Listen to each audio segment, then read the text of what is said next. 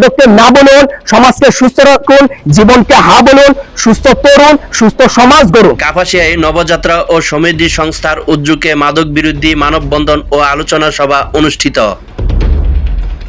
গাজীপুরের কাপাসিয়ায় সামাজিক সংগঠন নবযাত্রা ও সমৃদ্ধি সংস্থার এর যৌথ উদ্যোগে এক মাদক বিরোধী মানববন্ধন ও আলোচনা সভা অনুষ্ঠিত হয়েছে। যুব সমাজকে মাদকের মরণবিধি গ্রাস থেকে রক্ষা এবং সামাজিক সচেতনতা বৃদ্ধির লক্ষ্যে এই কর্মসূচির আয়োজন করা হয়। আয়োজিত মানববন্ধন ও আলোচনা সভায় প্রধান অতিথি হিসেবে উপস্থিত ছিলেন বিশিষ্ট সাংবাদিক, লেখক ও কলামিস্ট বাদশা আব্দুল্লাহ। তিনি তার বক্তব্যের মাদকের ভয়াবহতা তুলে ধরে তরুণ প্রজন্মকে মাদক থেকে দূরে থাকার আহ্বান জানান এবং সামাজিক প্রতিরোধ গড়ে তোলার ওপর জোর দেন।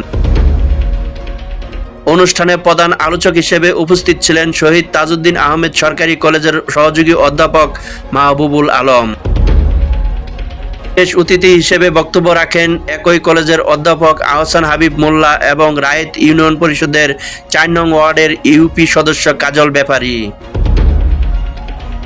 বক্তারা মাদক মুক্ত সমাজ গঠনে শিক্ষক, অভিভাবক ও জনপ্রতিনিধিদের সম্মিলিত ভূমিকার কথা উল্লেখ করেন। নবযাত্রা ও সমৃদ্ধি সংস্থার সভাপতি শাহাদাত হোসেন রনির সভাপতিত্বে এবং সাধারণ সম্পাদক নাহিদ ইসলামের সঞ্চালনায় অনুষ্ঠানে আরও উপস্থিত ছিলেন সংগঠনের সহসভাপতি এস এম ফরিদ সহ স্থানীয় এলাকার গণমান্য ব্যক্তিবর্গ।